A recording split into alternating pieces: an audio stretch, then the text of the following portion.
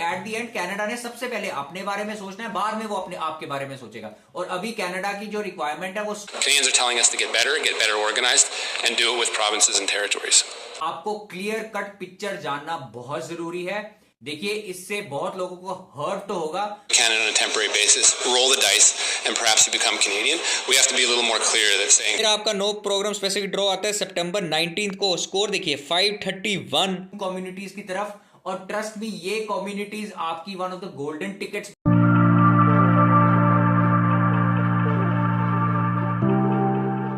Now this includes attracting and retaining the people we want and need. ये मैं नहीं कह रहा, ये कनाडा गवर्नमेंट कह रही है। और इसका मतलब क्या है?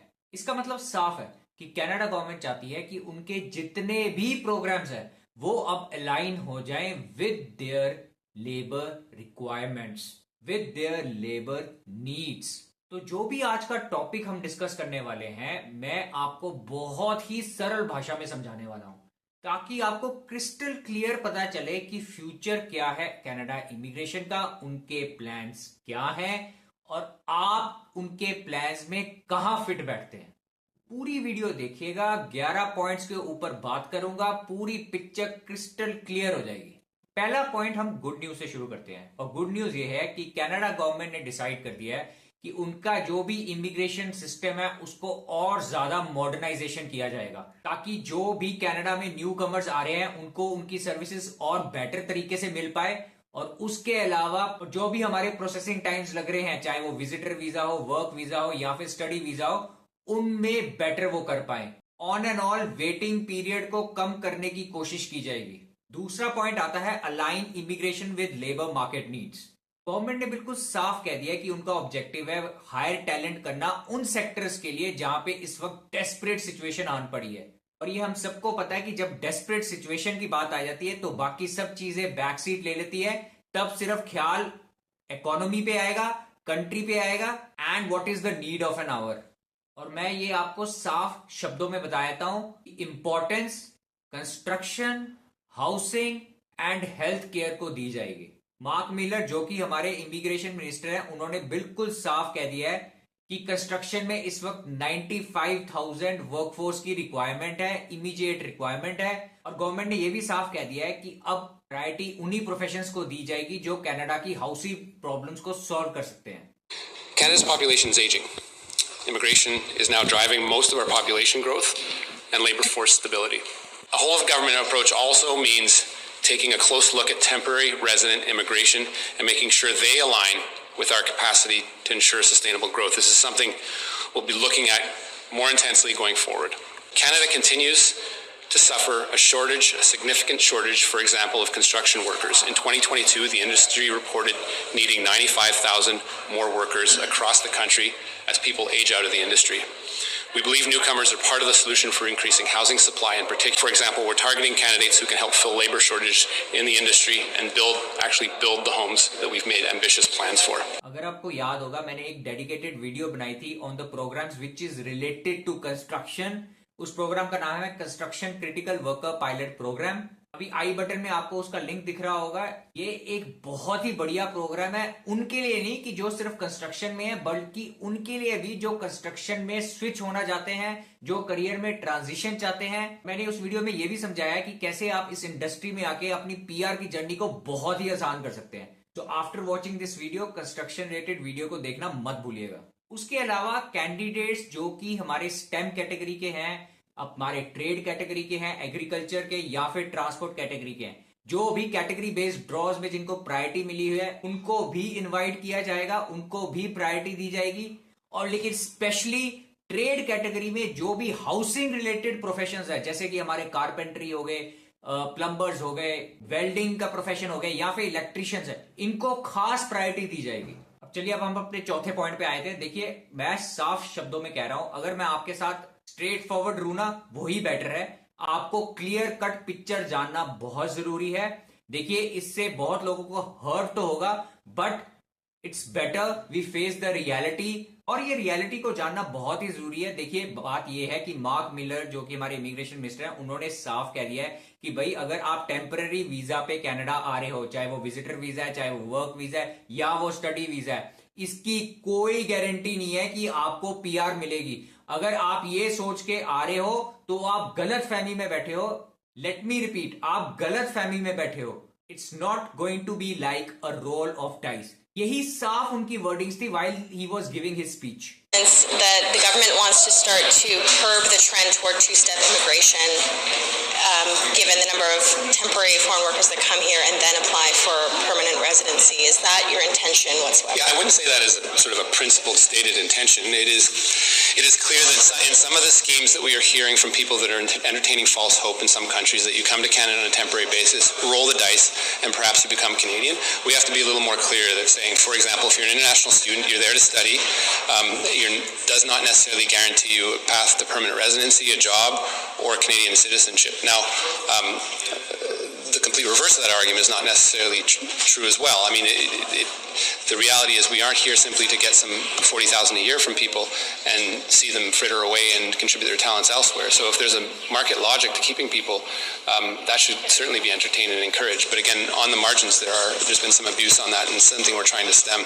It's going to require more than me. It's going to require provinces, territories, and the institutions involved to do this in a way that we get it right. तो अगर तो आपको कोई गारंटी दे रहा है कि भाई नहीं, आप वर्क वीजा पे जाके पीआर मिल जाएगी, स्टूडेंट वीजा पे जाके आपको पीआर मिल जाएगी, please don't fall for it. मैं आपको अभी इस वीडियो में साफ कह रहा हूं, स्पेशली स्टूडेंट्स के लिए, बिकॉज पीआर की तो बहुत दूर की बात है। उन्होंने साफ कह दिया है कि ये जरूरी नहीं है कि अगर आप एज अ स्टूडेंट वहां पे आ रहे हैं पढ़ने के लिए 2 साल 3 साल या 4 साल के लिए, आपको जॉब की भी गारंटी है। ये भी साफ उन्होंने क्लियर कर दिया है। हाँ, लेकिन वो सब लोग जो इन डिमांड प्रोफेशंस की रिक्वायरमेंट है कनाडा में, जो अभी डेस्परेट सिचुएशन है जिन प्रोफेशंस को हायर करने की, जिन सेक्टर्स के लिए मैन पावर को हायर करने के लिए, अगर आप उस रिलेटेड प्रोफेशन में हैं या आप उस प्रोफेशन में शिफ्ट होना चाहते हैं, तो डेफिनेटली आपका पीआर की जर्नी काफी हद तक आसान हो जाएगी। देखिए, गारंटी तो किसी चीज की भी नहीं होती, बट स्टिल जिस तरह की कनाडा की अभी रिक्वायरमेंट है, जिस तरह वो, देखिए एट दी एंड कनाडा ने सबसे पहले अपने बारे में सोचना है, बाद में वो अपने आप के बारे में सोचेगा। और अभी कनाडा की जो रिक्वायरमेंट है वो स्ट्रेट फॉरवर्ड ये है कि उनको कंस्ट्रक्शन प्रॉब्लम सॉल्व करनी है, हाउसिंग क्राइसिस से बाहर निकलना है, हेल्थ केयर को बेटर करना है, ट्रेड कैटेगरी में उनको लोग डेस्परेट चाहिए, लेबर उनको डेस्परेट चाहिए। क्यों? क्योंकि कनाडा की पॉपुलेशन एजिंग हो रही है। और बाकियों के लिए देखिए, आपको थोड़ा स्ट्रेटेजिकली सोचना पड़ेगा, थोड़ी प्रॉपर प्लानिंग के साथ सोचना पड़ेगा। मैं ये नहीं कह रहा कि आपका बिल्कुल ही चांस खत्म हो गया, नहीं, बिल्कुल ऐसा नहीं है। कनाडा बहुत बड़ी कंट्री है और इसमें हर एक सेक्टर में रिक्वायरमेंट है। फर्क अब ये है कि कनाडा गवर्नमेंट पहले उन प्रॉब्लम्स को सॉल्व करेगा जहां पे उनको डेस्परेट सिचुएशन आई हुई है, लेकिन आपके पास वो स्किल्स हैं जिसको आप डिफाइन कर सकते हैं और अपने को क्राउड से अलग रख सकते हैं। तो उन स्किल्स के साथ आप जो भी अभी सेक्टर में है, उस सेक्टर में आप जॉब कनाडा में डेफिनेटली ले सकते हैं। बट यस, स्ट्रेटेजिकली आपको सोचना पड़ेगा, proper, again I am telling you, proper planning के साथ करना पड़ेगा। काफी वीडियोस में आपको मैं बता बता के थक गया हूं कि please target smaller communities. Smaller communities में जाइए, वहां पे रिक्वायरमेंट है। डोंट टैप बिग सिटीज, वो बिग सिटीज भरी पड़ी हैं, वहां पे मैन पावर की कमी नहीं है। मैन पावर की कमी है रूरल एरियाज में, स्मॉलर कम्युनिटीज में, उनको टारगेट कीजिए। और स्पेसिफिकली अब जब ये सब कुछ हो रहा है, तो अगर आपका प्रोफेशन इन डिमांड नहीं है, तो please go and target smaller communities. वहां पे आपके चांसेस पीआर बनने के काफी ज्यादा हैं। And trust me when I say those communities can become a golden ticket for your PR. चलिए अब हम अपने 5वें पॉइंट पे आ जाते हैं, francophone. I cannot stress this enough कि इस वक्त कनाडा गवर्नमेंट कितनी हेविली टारगेट कर रही है on people who can speak French. जितना भी इमिग्रेशन का टारगेट है 2024 में, उसमें से एटलीस्ट 6% सीट्स फ्रेंच स्पीकिंग लोगों को दी जाएगी। 2025 में 7% टारगेट होगा, give a priority to the people who speak French in giving a permanent residency to them. और 2026 में इंक्रीज करके 8% कर दिया गया है। और ये जो भी नंबर्स मैं बोल रहा हूं ना, ये क्यूबिक के बाहर के हैं, क्यूबिक इंक्लूडेड नहीं है इसमें, which is a French majority speaking province. मैं उसकी बात नहीं कर रहा हूं, I am talking about outside cubic. Outside cubic के ये टारगेट्स हैं। तो इससे एक क्लियरली चीज डिफाइन होती है कि Canada government is giving very high priority to the French speaking people. और मैंने आपको पहले काफी वीडियोस में बोल भी चुका हूं कि अगर आप फ्रेंच कर सकते हैं, please do it. It can be a golden ticket for you to get a PR in Canada. और आप मेरी बात छोड़ दीजिए, आप एक काम करिए, आप अपने नंबर्स पे देख लीजिए अभी स्क्रीन पे।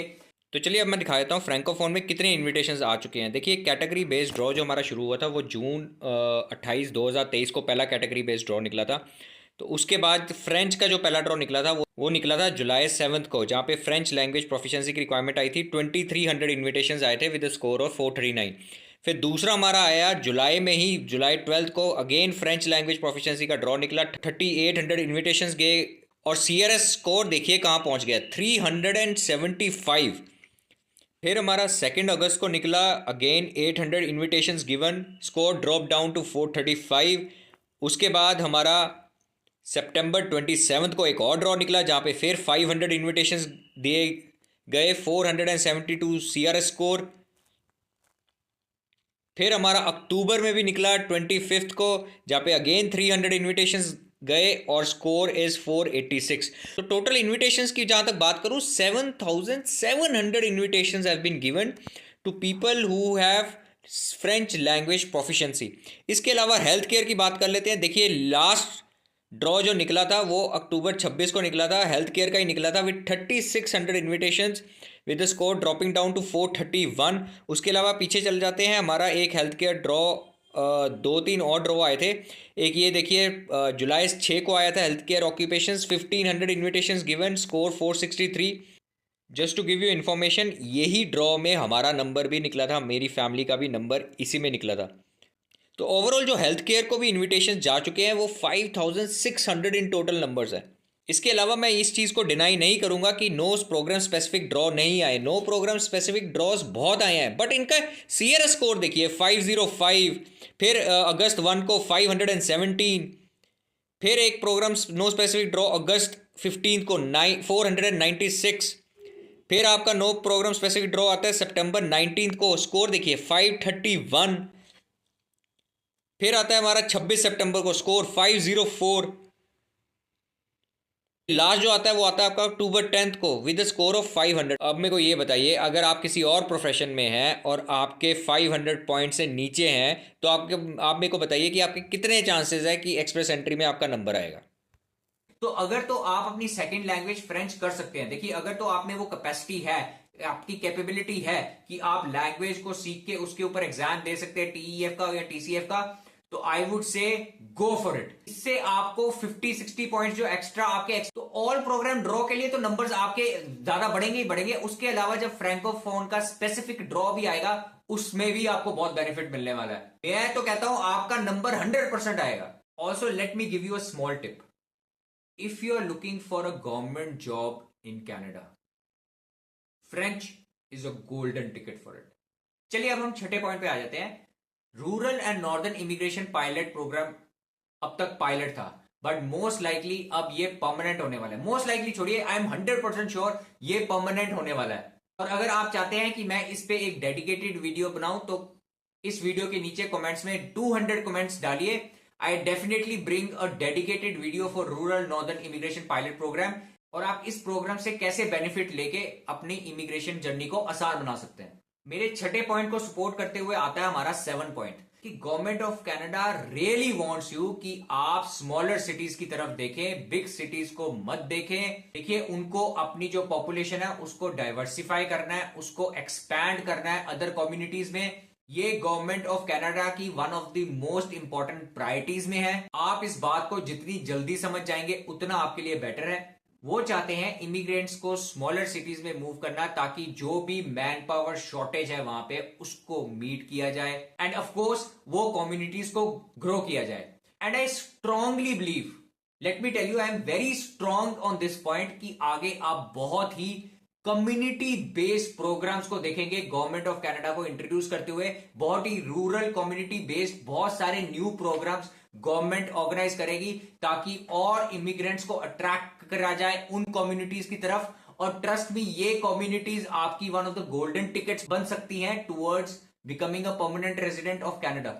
और इसके अलावा ये आपके लिए पर्सनली भी बेनिफिट करता है। क्यों? क्योंकि स्मॉलर कम्युनिटीज में कंपटीशन कम है। कंपटीशन कम है तो आपकी करियर ग्रोथ और ज्यादा हो सकती है, आपकी फाइनेंशियल ग्रोथ और ज्यादा अच्छी हो सकती है, जॉब्स में कंपटीशन कम मिलेगा। तो ओवरऑल ये विन विन सिचुएशन है आपके लिए भी और ऑब्वियसली कनाडा गवर्नमेंट के लिए भी, क्योंकि वो चाहते हैं कि इमिग्रेट्स हमारे एक्सपैंड हो और दूसरी कम्युनिटीज में जाए। चलिए अब हम 8वें पॉइंट पे आ जाते हैं। देखिए ये जो पॉइंट है इसमें मेरे को हर्ट जरूर हुआ था। वाई? बिकॉज हमारे जो मिस्टर मार्क मिलर हैं ये इंटरनेशनल स्टूडेंट्स को as a cheap labour consider कर रहे हैं। वेल, आप इस स्पीच में खुद सुन लीजिए। Mentioned aligning international student numbers better with, I think you said, demand. What does that look like? And is that demand from the institutions, because we've seen they've increased it threefold over the last decade, so they certainly see the demand, or is that demand from industry in terms of having those international students work in Canada? Yeah, I mean, look, there's a lot of conversations with different competing policy priorities. You have industries and low-skilled labor, whether it's big box shops or others looking for cheap labor and wanting to make sure that they maintain a 40-hour work week for some of the students. That's the competing policy with the labor gap that we face in this country, and we need those people working. And why not? If they're paying a whole heck of a lot of money to come to Canada to study more than a domestic student, why would we deny them that right? So some competing issues there that we need to really tackle with, knowing that the notion of having international students is not necessarily and does not guarantee a pathway to permanent residency and citizenship. Now, अब ये situation ऐसी arise हो गई है कि देखिए international students के number तो ड्रास्टिकली रिड्यूस कर नहीं सकते हैं, this is not possible. But अब वो क्या करेंगे, इंटरनेशनल स्टूडेंट्स को पुश करेंगे टुवर्ड्स डूइंग अ जॉब जिन जिन सेक्टर्स में डिमांड इस वक्त नहीं मीट हो पा रही है, जिन जिन सेक्टर्स में इनको डेस्परेट रिक्वायरमेंट है मैन पावर की, ये अब इंटरनेशनल स्टूडेंट्स को उस तरफ पुश करेंगे कि आप वो जॉब्स को लीजिए, उन सेक्टर्स में आप एंट्री लेवल जॉब्स लीजिए। हमारा 9th पॉइंट जो आता है, जो कि 8वें पॉइंट को भी सपोर्ट करता है, कि अब गवर्नमेंट ने कुछ चेंजेस लाए हैं पोस्ट ग्रेजुएट वर्क परमिट को लेके। अभी तक पोस्ट ग्रेजुएट वर्क परमिट कुछ कोर्सेज में मिलता था, कुछ यूनिवर्सिटीज में मिलता था, कुछ कोर्सेज रिलेटेड, जिसमें अगर आप 1 साल का कोर्स करते हैं तो 1 साल का वर्क परमिट मिलता था, 2 साल का कोर्स करते हैं तो 3 साल का वर्क परमिट मिलता था। बट अब क्या चेंजेस आएंगे, अब जो क्रिटिकल सेक्टर्स हैं जहां पे डेस्परेट रिक्वायरमेंट है मैन पावर की, उन सेक्टर्स रिलेटेड जो कोर्सेज होंगे, अगर इंटरनेशनल स्टूडेंट्स वो कोर्सेज करेंगे तो उनको ज्यादा प्रेफरेंस दी जाएगी पोस्ट ग्रेजुएट वर्क परमिट देने के लिए। यही नहीं, उसके अलावा गवर्नमेंट भी वही कोर्सेज को प्रमोट करेगी, उन कोर्सेज को ज्यादा प्रमोट करेगी towards the international students, to make sure वो ये कोर्सेज को ले, ये इन डिमांड जो स्किल्स की रिक्वायरमेंट है इनको ले, ताकि इनकी जो स्पेसिफिक नीड रिक्वायरमेंट है सेक्टर्स की वो मीट हो पाए। But in the context of labor demands that are really leaning heavily on these people, and sometimes in really skilled areas like healthcare, construction, some of the people I saw at Sheridan College this weekend are people that will want their postgraduate work permits more better aligned to the needs of industry. The postgraduate work permit program is not something that's been reviewed really in a decade. It's why I was cautious in my announcement, because the work is ongoing, but making sure we're aligning the ability of someone to live and study in this country to the needs of the employment industry in Canada. अब चलिए अब हम अपने 10वें point पे चलते हैं। देखिए गवर्नमेंट ऑफ कनाडा एक न्यू रोल को लेके आ रहा है जिसका नाम है चीफ इंटरनेशनल टैलेंट ऑफिसर, जिनका सोल पर्पस यही है कि वो फ्यूचर ट्रेंड्स को देखें, फाइंड आउट करें, डिस्कस करें और उस हिसाब से जो चेंजेस हैं उनको इंप्लीमेंट करें। तो अगर कल को किसी और सेक्टर में डिमांड आती है और चीफ इंटरनेशनल टैलेंट ऑफिसर को लगता है अब इस सेक्टर में ज्यादा डिमांड है, इस सेक्टर में शॉर्टेज है मैन पावर की, तो फिर कुछ ऐसे प्रोग्राम्स को भी ऑर्गेनाइज किया जा सकता है, कुछ ऐसे प्रोग्राम्स को भी इंट्रोड्यूस किया जाता है जो उस सेक्टर को सपोर्ट करे to meet the manpower requirement. अब हमारा लास्ट पॉइंट आता है एक्सप्रेस एंट्री नंबर्स। देखिए ये ज्यादा एक्साइटिंग तो नहीं है, बट अगर आपको पता होगा, मैंने एक वीडियो में आपको बताया था कि मार्क मिलर ने ये साफ कह दिया है कि आई एम श्योर कि नंबर्स की जो रिक्वायरमेंट होगी हमारी 2026 में टोटल परमानेंट रेजिडेंस जिनको देना है, वो नंबर्स रिड्यूस तो नहीं होंगे, बट इंक्रीज होते हैं कि नहीं होते इसकी कोई गारंटी नहीं है। तो वही हुआ इस बार 2026 में, जो पीआर के टोटल नंबर्स की जो रिक्वायरमेंट है वो अब 5 लाख है और 2025 की भी 5 लाख है। नंबर्स इंक्रीज नहीं हुए हैं और ये एक्सपेक्टेड भी था। क्यों? Because Canada is currently facing housing crisis और कैनेडियंस भी ज्यादा खुश नहीं है इमिग्रेशन प्रोग्राम्स को लेके। वो भी चाहते हैं कि बहुत ज्यादा इमिग्रेंट्स आ रहे हैं, इसको थोड़े नंबर्स को कम किया जाए। Please do look at this clip. I'm pleased to share that Canada intends to maintain its target of welcoming 485,000 new permanent residents in 2024 and 500,000 in 2025.